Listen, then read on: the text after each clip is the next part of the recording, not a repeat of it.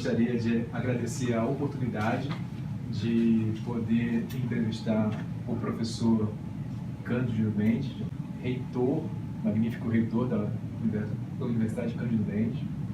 Para mim é um prazer e ao mesmo tempo uma honra, porque é muito significativo o evento, né? São 90 anos de vida, de história, são 116 anos também da instituição. Para mim foi muito difícil, né? Pela profundidade de temática, profundidade histórica, uma profundidade que também se confunde com a história da academia do Brasil, né? Com muitas passagens. Então eu gostaria de demonstrar minha satisfação em poder realizar essa entrevista. Para mim é um prazer muito grande. Eu fico muito satisfeito também com essa possibilidade e com esse diálogo nesse quadro dos 90 anos. Que bom. A primeira questão é a seguinte. Bom, o senhor se dedicou durante muito tempo ao laicato brasileiro e, inclusive, exerceu 2 mandatos, entre 74 e 88. E nesse período, o senhor se aproxima de Alceu Amoroso Lima. Poderia compartilhar conosco essa aproximação? Há uma correção. A aproximação com o Dr. Alceu independeu por inteiro da Comissão Pontifícia. Primeiro porque eu fui aluno da Universidade Católica, onde ele era professor de literatura brasileira. Isso não envolveu eu participar da discência, mas da convivência, se assim pudesse dizer. E ao lado disso, já naquela época eu estava vivendo muito essa militância católica. Digo isso porque na época não tinha apenas a minha obra Nacional de Desenvolvimento, mas a minha obra já vinculada à esquerda católica no Brasil, que era o Memento dos Vivos. Então, por aí havia uma convivência ampla com o Dr. Alceu, ligado ainda à presença no Centro Dom Vital.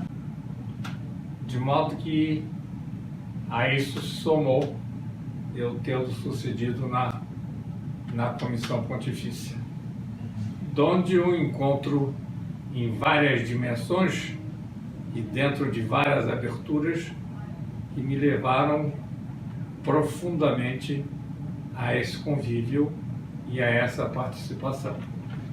Daí eu guardar como uma das maiores alegrias da minha vida ele ter, ao fim da sua, pedido que eu fosse garantisse a sucessão dele no pensamento e na militância católica. Sem dúvida. E o senhor fez parte de um grupo acadêmico que no início da década de 50 se reuniu para discutir problemas brasileiros e buscar uma interpretação econômica, sociológica, política, cultural do Brasil. Eu me refiro ao grupo que fundou o Instituto Superior de Estudos Brasileiros. Foi um dos mais importantes centros de estudos, de reflexão e análise política brasileira. E aí, observando de maneira retrospectiva, em sua avaliação, qual a importância desse grupo para o país e também, em particular, para a carreira do senhor? A importância vem desse movimento, naquele momento, naquela etapa, manifestar uma toma de consciência vamos dizer, da compreensão brasileira, ou seja, do que representava naquele momento, para a avaliação de uma época e de seu protagonismo a esta mesma realidade. Esse grupo começou na Universidade Católica, com a presença muito grande do principal propugnador, que foi o professor Hélio Jaguaribe, ao lado de Evaldo Corrêa Lima, ao lado de Roberto Paulo Santos Andrade e outros mais, que nos levaram a noção desse compreender que não tinha situações anteriores, nós vivíamos ainda de uma noção, digamos assim, mimética do que fosse se refletir na condição em que a mentalidade, a reflexão continuava na chamada dependência colonial. Este grupo começou a se preocupar muito com essa visão nacional, com a articulação com São Paulo, e isso nos levou ao chamado Grupo de Itatiaia, exatamente no intervalo simétrico entre o Rio e São Paulo, para desenvolvermos trabalho e o começo da revista Cadernos do Nosso Tempo.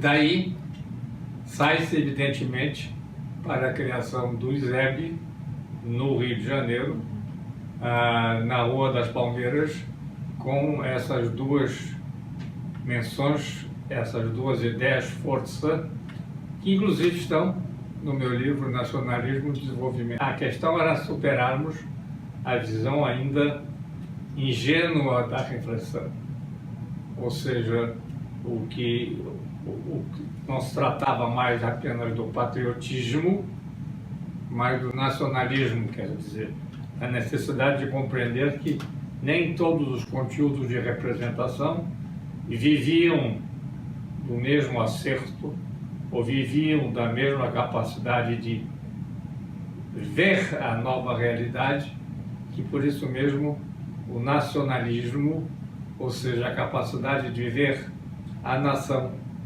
o país em se fazendo, o país para si, se tornava muito importante. Ao lado disso, ao lado da dimensão política, dimensão nacional necessariamente econômica, a ideia de que, ao contrário do que está na bandeira do Brasil, o lema nacional, no sentido da nova realidade, não era mais o progresso, mas sim o desenvolvimento. Daí nacionalismo e desenvolvimento, daí o trabalho do ISEB, daí o desenvolvimento de todo esse esforço que continuou durante esses anos e veio praticamente até o golpe militar. Ainda que em duas etapas, a primeira sob a liderança do Hélio, a qual sempre me associei. Depois saímos quando determinados membros do ISEB resolveram partir para a aventura, não há o mandato, a preocupação eleitoral, o próprio Roland Gorbilier, Guerreiro Ramos, e aí então houve a ruptura, digamos assim, a ruptura não, o desdobramento do que foi o ISEB, e aí o ISEB ficou sob a direção de Álvaro Vieira Pinto, grande professor da Faculdade de Filosofia e capaz de desenvolver a noção fundamental da visão ingênua e da visão crítica do que era a mudança. Esse é o quadro geral do ISEB, e esse é o quadro também que explica depois, no governo militar, de que maneira esse grupo foi levado à perseguição, em alguns casos ao exílio fora do Brasil, e a perda desse primeiro momento dentro dessa ideia, levando depois à reformulação completa do ISEB, no que foi, de fato, o começo e a realização do trabalho que nós desdobramos também a seguir na Rua das Palmeiras. E para a carreira do senhor, como que essa experiência no ISEB impactou? Eu acho difícil se falar em em carreira, o que envolve uma canonização biográfica, eu acho que vivi com os meus companheiros a noção estávamos muito marcados pela noção heideggeriana essencial do ser no mundo, e dentro dele a necessidade de compreender que o plexo da vida era de fato a circunstância imediata, no sentido também sartreano da palavra, no sentido de Ortega y Gasset, entraram nessa noção do para si e não para outra nesse conjunto. E nesse período, né, ainda nesse período, o pensamento latino-americano como um todo, o pensamento brasileiro, por meio da teoria da dependência, ganhou um grande destaque no meio acadêmico internacional, no qual o senhor participou ativamente, né, com a formulação do conceito de colônia como proletariado histórico do Ocidente, que conforme consta na obra Nacionalismo e Desenvolvimento, que o senhor citou, que é central na teoria da dependência. Então, os países, né, periféricos, eles deveriam deixar de serem objetos para se tornarem sujeitos da história, né? Então havia a preocupação, nesse momento, de teorizar as condições necessárias para o desenvolvimento brasileiro nessa chave nacionalista. No entanto, atualmente, o pensamento brasileiro e latino-americano, né, ele não voltou a ter o mesmo peso que antes, uma fase bem profícua do pensamento latino-americano. Gostaria de saber o que pensa a esse respeito. Será que falta originalidade para o nosso pensamento em termos epistemológicos? Epistemológico é uma etapa, eu diria uma etapa fundadora. E isto foi feita na fase zebiana dessa reflexão. É claro que ela se desdobra necessariamente a seguir, mas isso sempre dentro dessas matrizes e premissas. Daí, necessariamente, a ideia básica de uma grande contraposição entre a noção desenvolvimentista, digamos assim,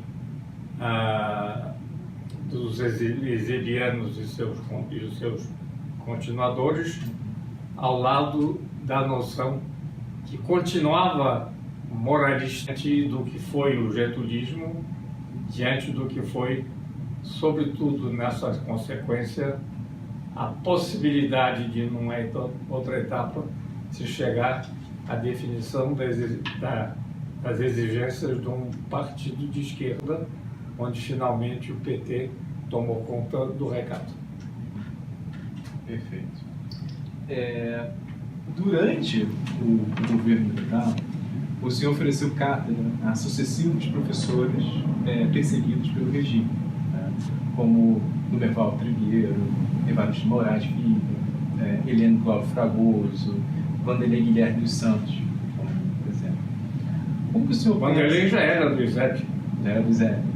Sim. Como o senhor pensa essa ação e outras em conjunto, tomado com a Igreja Católica, como é que essas ações impactaram o governo na época? Essas posições levavam realmente ao estabelecimento de uma institucionalização, se assim pudesse dizer, do dissenso e da contradição. Isto, inclusive, foi bastante, vamos dizer assim, entendido pelo jogo entre situação e oposição naquele momento, levando à chamada bipartite. Ou seja, conseguimos obter uma interlocução com o governo e, a partir dele, nós tivemos as sucessivas reuniões da bipartite. De um lado, os militares, e o general Muricy foi a chave disso, ao lado do professor Tarcísio Padilha e seus companheiros.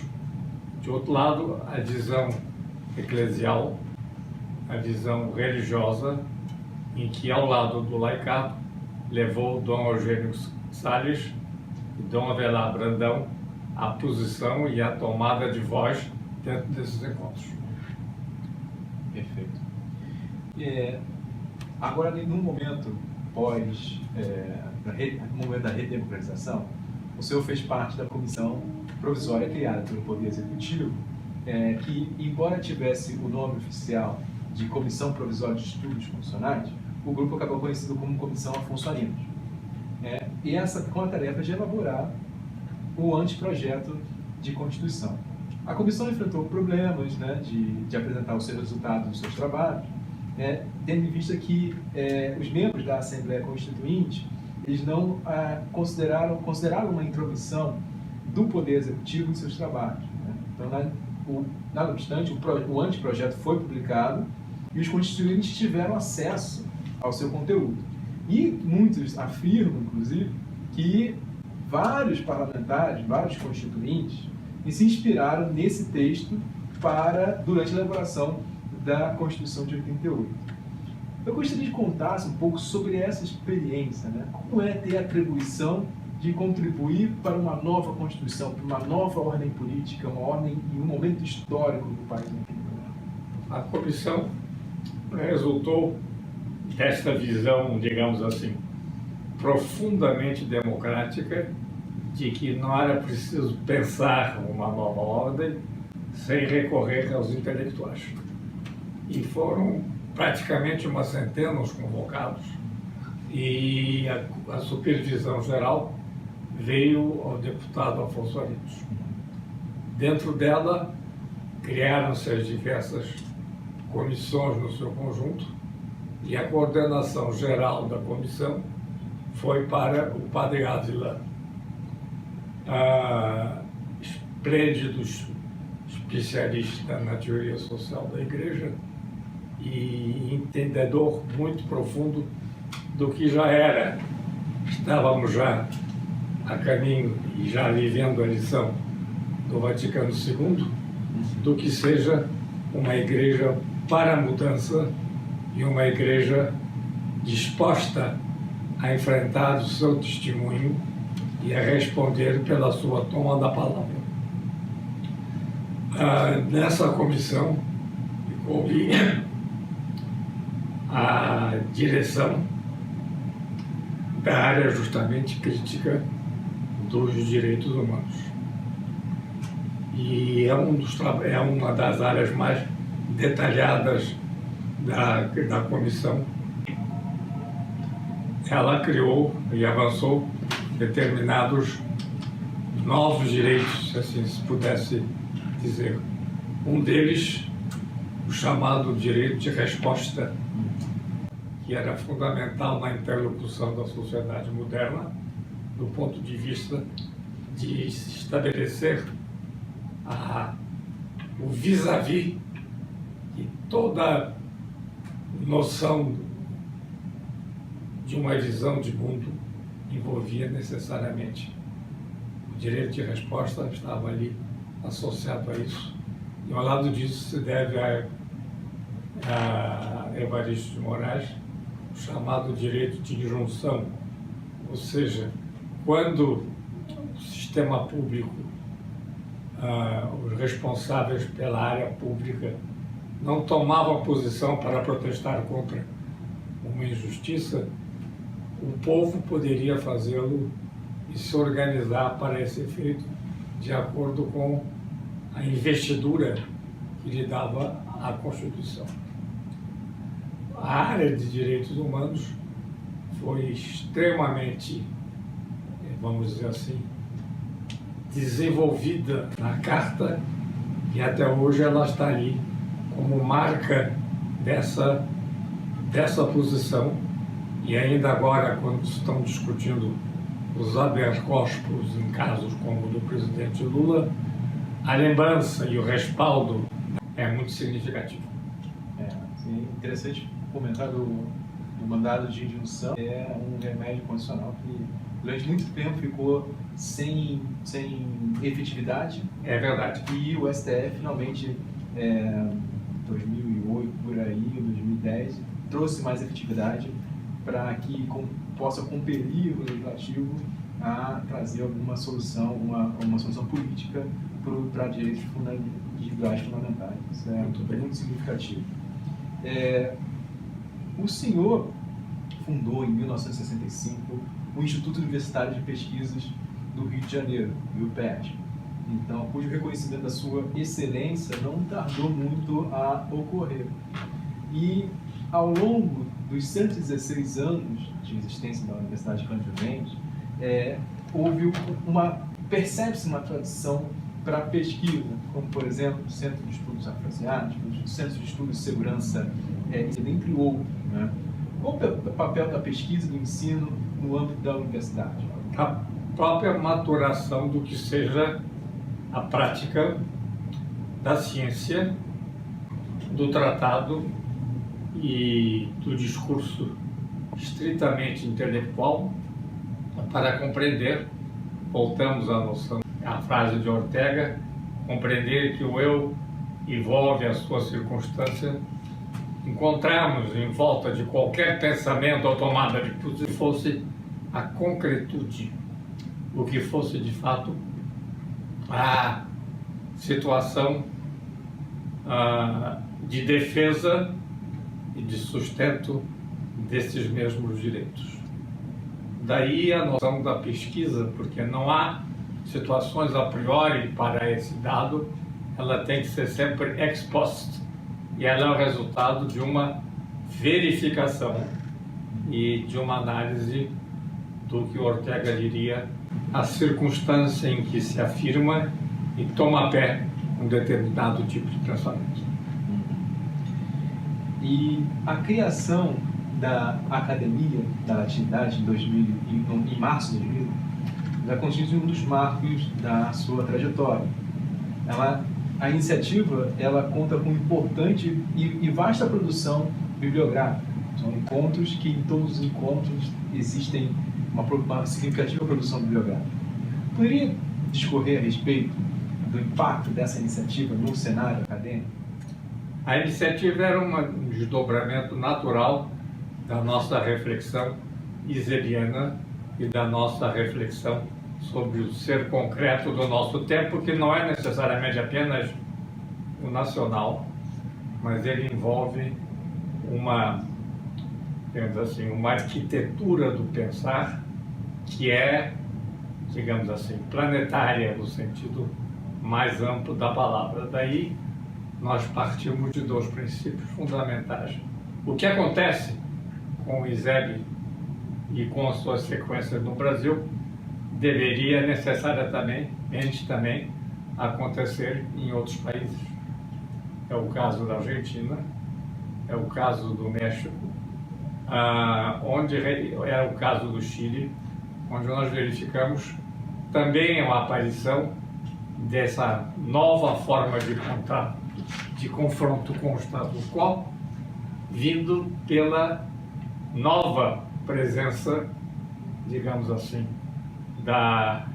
dessa ideia, e que inclusive às vezes pode chegar ao poder, quer dizer, como é o caso do Chile, por exemplo, e realmente levou necessariamente às reações dos gorilas, às reações da direita e mesmo que eu diria do centro diante dessa presença. Praticamente todas as tentativas de esquerda foram de fato,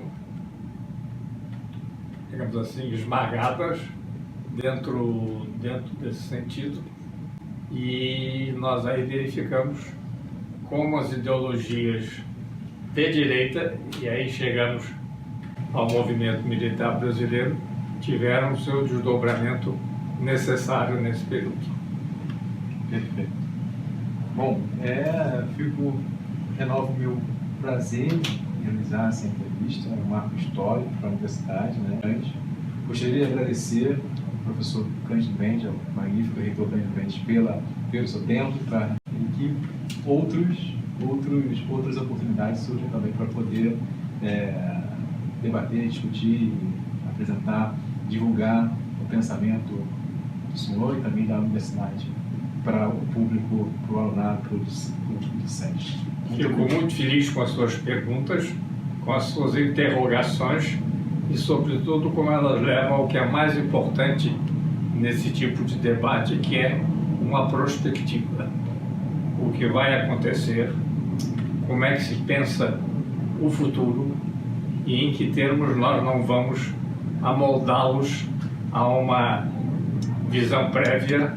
Com o real e com o rigor do pensamento são a condição para que prospere essa ideia, e eu fico muito feliz que a nossa discência e o começo dessa nova liderança possa nos dar essa resposta